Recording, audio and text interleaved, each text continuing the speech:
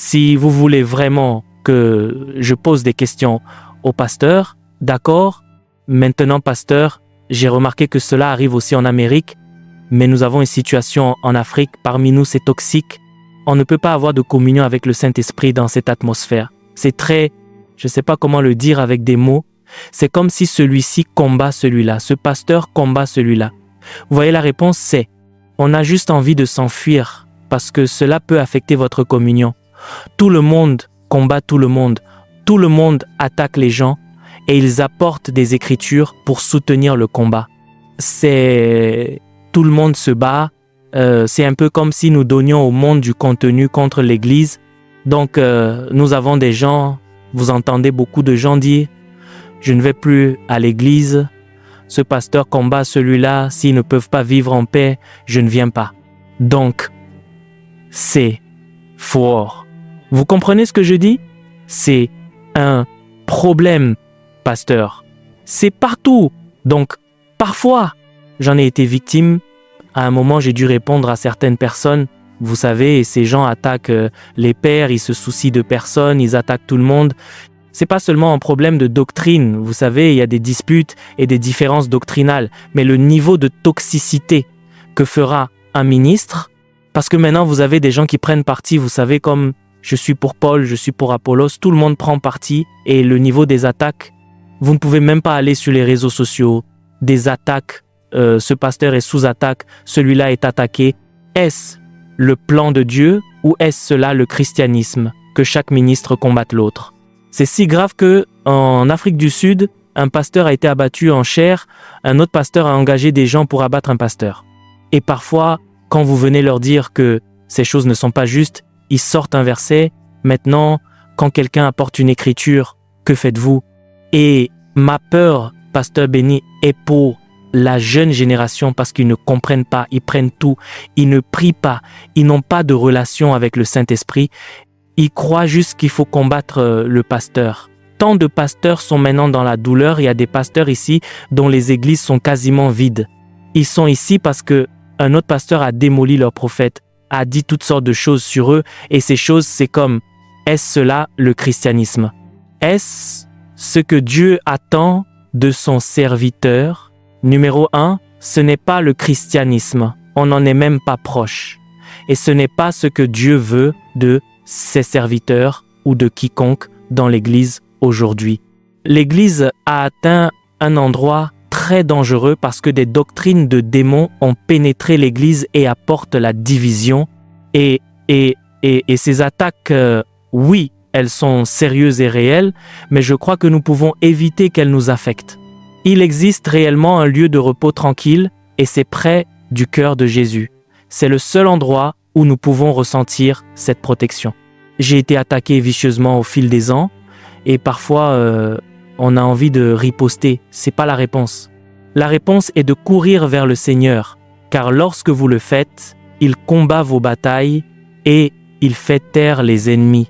Et non seulement il fait taire l'ennemi, mais Dieu Tout-Puissant, par sa puissance incroyable, quand nous touchons son cœur comme nous le devrions, et seule la communion peut faire cela si nous touchons son cœur. Dieu ne s'occupera pas seulement de nos ennemis, il pourrait bien en supprimer certains. Il est connu pour faire cela. Et nous ne savons pas comment il les supprime.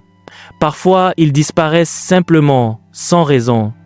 Ils sont partis, mais il a dit « Je bâtirai mon église et les portes de l'enfer ne prévaudront pas. » Jeune homme, pas besoin de photos pour le moment. Ceci est important, s'il vous plaît. Donc, les portes de l'enfer ne peuvent pas prévaloir, mais il y a un secret ici, une clé, je crois. Parfois, quand les ministres sont trop bombardés, ils peuvent abandonner, et j'en ai vu certains abandonner, tristement, et s'en aller. Un pasteur de Dallas, une très grande église, a été attaqué et a décidé de quitter le ministère. Il avait une église de 5000 places, à Dallas, une onction très puissante sur lui. Je l'ai appelé un jour et j'ai dit « Pourquoi pars-tu » Il a dit « Je ne peux plus supporter les attaques contre moi » et il est simplement parti. Quelle tragédie, parce que des gens comme lui, nous en avons besoin. et très peu de cette époque sont encore là. La nouvelle génération doit faire face à ses propres problèmes qui surgissent contre elle. Et les réseaux sociaux, eh bien, ils ont des plus et des moins, et les points négatifs sont très graves. Le problème est que cela a donné du pouvoir à ces gens. Oui, c'est le cas. Mais je crois de tout mon cœur ce que le Seigneur a dit, « Je bâtirai mon Église ». L'apôtre Paul avait un problème à Corinthe avec l'Église et la division, mais il a fait une déclaration puissante. « J'ai décidé de ne rien savoir parmi vous, sinon Jésus-Christ et Jésus-Christ crucifié. » Et ce message de la croix a tout arrangé. Plus tard, nous savons par l'histoire que 25 000 personnes ont été sauvées sous son ministère à Corinthe. Et c'est un grand nombre de personnes pour l'époque. Donc il arrive dans cette ville avec toutes les divisions et ennuis et prend la décision de prêcher Christ crucifié. Je pense que si nous revenons au message de la croix plutôt que de riposter, prêchons simplement la croix, je pense que Dieu vaincra ses ennemis. C'est ce que je ferai. Non seulement je chercherai le Seigneur, mais je changerai mon message, je me concentrerai sur l'œuvre du calvaire et je garderai cela devant le peuple. Et alors que la croix compte, qu'est-ce que cela signifie? Qu'est-ce que Jésus voulait dire par porter sa croix? C'est une mort sacrificielle. Je pense que nous perdons nos jeunes aujourd'hui parce que nous ne parlons pas de la vie crucifiée. Ce qui a gardé l'Église il y a 2000 ans et à travers les âges, c'est ce message unique. La vie crucifiée. Aujourd'hui, les gens parlent de l'onction, des dons et des signes surnaturels, mais ils ne parlent pas du message important de l'Église de tous les temps. Christ crucifié, la vie crucifiée. C'est sur cela que Billy Graham s'est concentré. Regardez ce que Dieu a fait avec ça. Donc, pasteur, que ce soit vous ou n'importe quel pasteur assis ici, je recommanderais vivement que vous commenciez à exercer le ministère de la croix auprès du peuple de Dieu et cela apportera des victoires inouïes dans leur cœur, dans leur vie. Et je crois que finalement, cela fera taire les ennemis. Le problème avec ces attaquants, c'est que si nous répondons, nous leur donnons du pouvoir. Ignorez-les. Ignorez-les, vous les faites taire en les ignorant. Oui, vous les considérez comme sans importance et vous ramenez Jésus à travers son message de la croix, Christ crucifié, et vous verrez cela. Je vous le promets à tous en tant que pasteur, vous verrez le changement très rapidement parce que ce que les gens veulent, c'est le vrai message du christianisme et c'est ce message. Si simple. Voulez-vous me demander autre chose? Avant de continuer cette vidéo, juste pour rappeler que nous avons notre livre Les Généraux de Dieu qui est désormais disponible. Si vous voulez connaître plus sur les Généraux de Dieu, si vous voulez connaître leur histoire, qu'est-ce qu'ils ont fait pour avoir cette onction, comment ils ont fait, quelle est leur routine spirituelle et donc ces 25 biographies, le lien dans la description de cette vidéo pour pouvoir télécharger le livre rapidement. Que Dieu vous bénisse abondamment. Je vais juste poser 2 questions. Je sais qu'il y a des gens parmi vous qui veulent poser des questions, mais je ne vous laisserai pas. Eh bien, je veux faire quelque chose avant de partir et je n'ai pas beaucoup de temps car j'ai un vol à prendre, mais s'il vous plaît, pasteur, continuez. D'accord, j'aurai juste 2 questions rapides. Beaucoup d'entre nous n'ont pas connu Kathryn Kuhlman, nous ne savons pas grand-chose d'elle et en fait, il n'y a pas de bande, on ne voit pas de vidéos. Vous comprenez ce que je dis? Il n'y a pas beaucoup de matériel comme des vidéos de la pasteur Kathryn Kuhlman et je ne sais pas pourquoi cela est arrivé. Je peux vous dire pourquoi, mais allez-y, finissez votre question, d'accord? Ce que vous parlez beaucoup d'elle et de la relation avec le Saint-Esprit et vous dites que Dieu fait confiance à quelqu'un. Et sur une bande, je l'ai entendu dire qu'elle savait où elle était morte. Elle se souvient qu'elle est morte. Que pour vous, l'onction coûte tout. Je devais dire cela une fois et je veux poser une question simple. L'onction de Dieu qui était sur Miss Kathryn Kuhlman, a-t-elle grandi ou a-t-elle toujours été aussi ointe? Ou est-elle arrivée à un point où? Parce que ce que je sais de l'onction, ce que je pense savoir, c'est qu'elle grandit, elle grandit, elle grandit. Mais il y a des gens qui sont tellement oints, vous avez juste entendu dire qu'ils étaient si oints, vous n'avez jamais entendu comment ils ont grandi dans ce niveau. Parce que si vous savez comment ils grandissent, vous connaissez le processus de croissance. Était-elle toujours aussi ointe ou y a-t-il eu des moments dans sa vie où elle ne l'était pas? Eh bien, ce qui m'a été dit par son équipe, j'ai travaillé avec eux pendant 4 ans. Je n'ai jamais rencontré Miss Kuhlman. Je devais le faire, mais elle était à l'hôpital quand j'étais censé la rencontrer. Mais j'ai travaillé avec son ministère et j'ai repris les services à Pittsburgh et dans tout le pays, ce qui était un miracle en soi. Et j'ai appris à connaître Maggie et Ruth Fisher et Marianne Marsh et Jimmy et d'autres qui travaillaient très étroitement avec elle. Ils m'ont dit beaucoup plus de choses sur Miss Kuhlman que je n'en aurais jamais découvert si j'avais eu le temps de lui parler. Je ne pense pas qu'elle m'aurait dit grand-chose. Mais Catherine, quand elle a commencé, selon Maggie surtout et Ruth qui étaient ses dames principales, il y avait 3 dames en fait. Maggie Hartner, Ruth Fisher, puis une 3e nommée Marianne Marsh qui était sa secrétaire. Toutes sont devenues très proches de moi pendant longtemps. J'ai interrogé les 3 sur les débuts de Catherine parce qu'elles y étaient. Et selon elles, le ministère n'était pas aussi grand. Les miracles se produisaient de manière formidable à l'époque, mais le ministère de Catherine n'était pas aussi vaste qu'il l'est devenu plus tard. Mais elle a eu une expérience divine avec le Seigneur quand elle était plus jeune et qu'elle était déjà dans le ministère. Elle avait épousé un homme, elle était amoureuse d'un homme nommé Mr. Waltrip, et le Seigneur n'était pas dans ce mariage parce qu'il avait quitté sa femme pour l'épouser, ce qui n'était pas la bonne chose à faire. Elle en était très convaincue, donc elle a quitté le mariage. Elle savait qu'elle en souffrirait, car à l'époque, un prédicateur divorcé c'était déjà assez mal, mais une femme prédicateur divorcée, c'était le double des problèmes. Mais elle a continué à prêcher et une dame est venue la voir. Maintenant, elle s'était déjà repentie. C'était une impasse, elle marchait littéralement là où il est écrit cul-de-sac et le Seigneur traitait avec elle de manière très forte.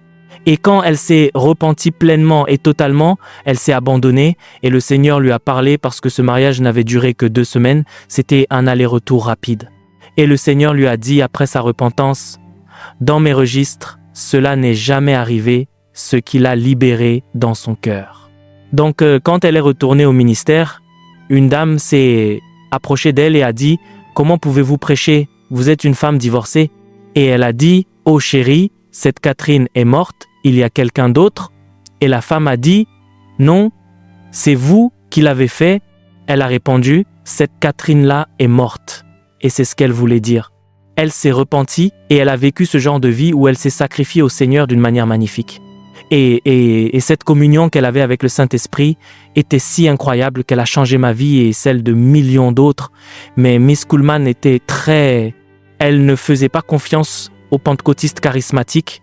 Elle a grandi baptiste.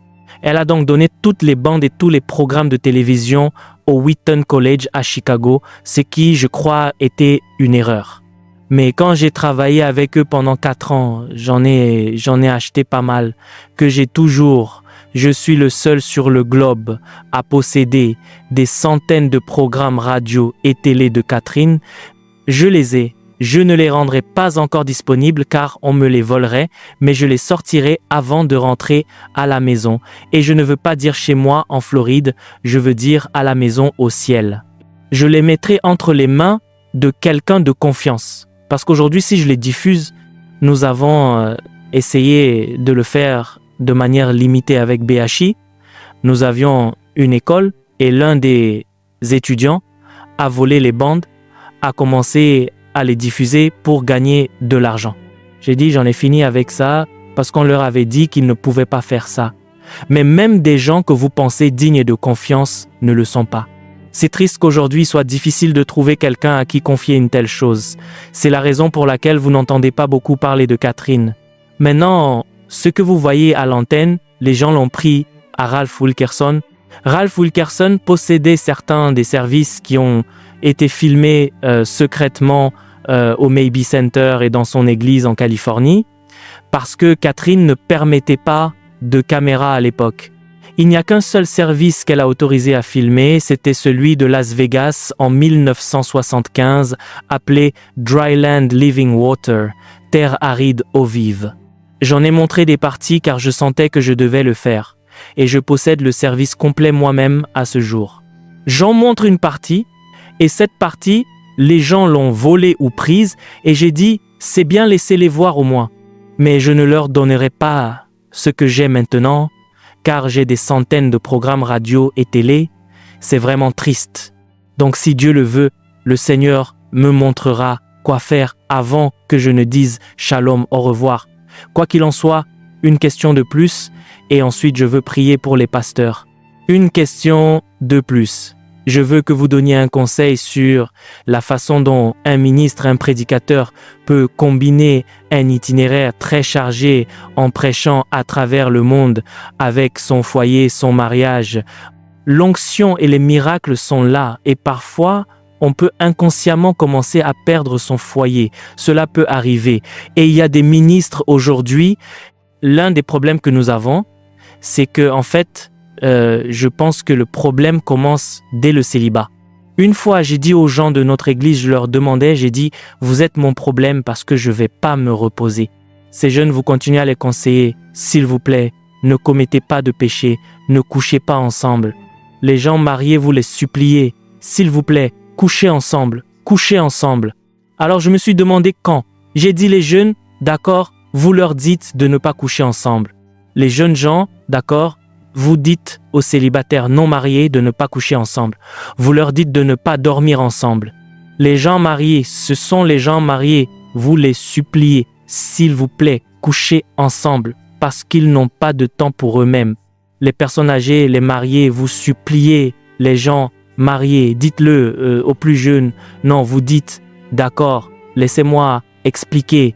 S'il vous plaît, j'essaie de, d'accord. Je dis aux gens de notre église, aux jeunes, éloignez-vous de l'immoralité, soyez purs. Mais les plus âgés sont si occupés et ils se plaignent de ne pas avoir de temps pour eux. Donc je supplie les jeunes, ne couchez pas ensemble et je supplie les plus âgés, s'il vous plaît, couchez ensemble. D'accord? Vous avez une situation où un homme aime le Seigneur, il aime tellement le Seigneur, mais la femme se meurt, la femme pleure. Une femme est prédicateur, elle aime le Seigneur, mais elle ne se soucie pas de son foyer, elle ne se soucie pas de ce qui. En fait, j'ai eu une situation, pasteur Béni, le 1er janvier, tout le monde disait bonne année, je ne disais pas cela parce qu'il y avait une situation dans mon bureau.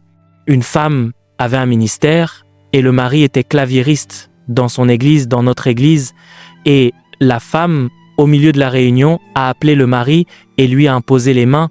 L'homme est tombé, elle a encore imposé les mains. Elle a continué à lui imposer les mains. L'homme était embarrassé. Quand ils sont venus, j'ai demandé à la femme, « Pourquoi avez-vous fait cela ?» Elle a dit, « Le Seigneur m'a dit qu'il est têtu et que je dois chasser cet esprit. » Alors vous vous posez une question. Vous avez beaucoup de gens qui sont oints, mais leur foyer. Vous savez, la femme dit, « Non, je suis appelée, je ne peux pas me soumettre à lui parce que je suis ointe, je ne me soumettrai jamais à lui. » L'homme dit, « Je sais que tu es ointe, mais tu es ma femme. » Elle dit, « Non, je suis ointe, je ne peux pas être sous toi. » Donc vous avez le ministère. Vous avez, je ne sais pas si vous me suivez, pasteur Béni, vous comprenez ce que je dis? Chaque mot, je suis juste sous le choc. Oui, alors quel est votre conseil? C'est la dernière question. Vous voulez mon conseil là-dessus? C'est la dernière question.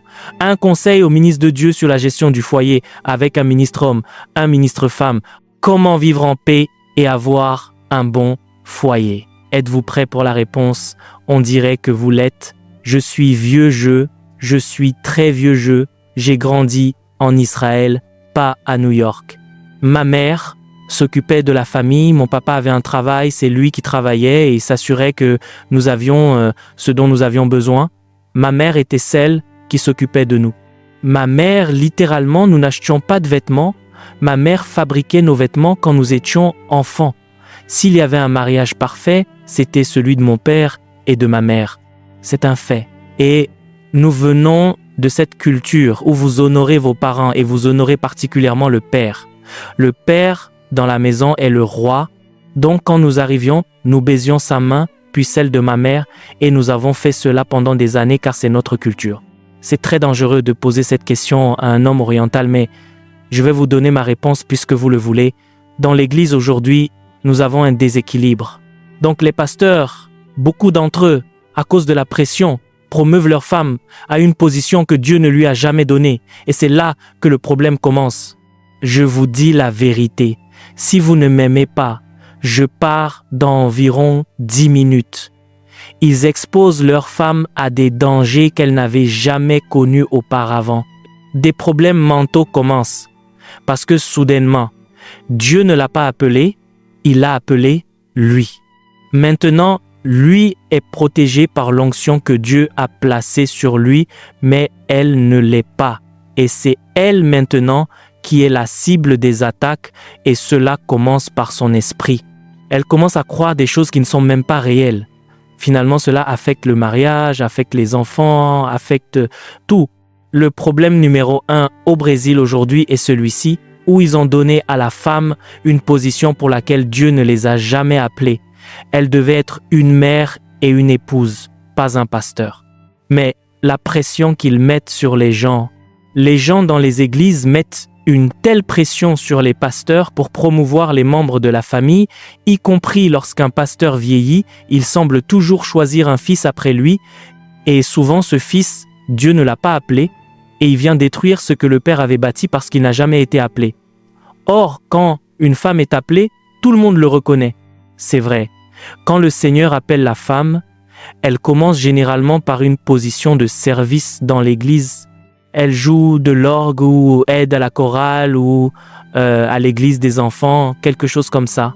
Et finalement, Dieu la promeut à une position et tout le monde la reconnaît à cause de son service et de ses années d'amour et de service au peuple de Dieu.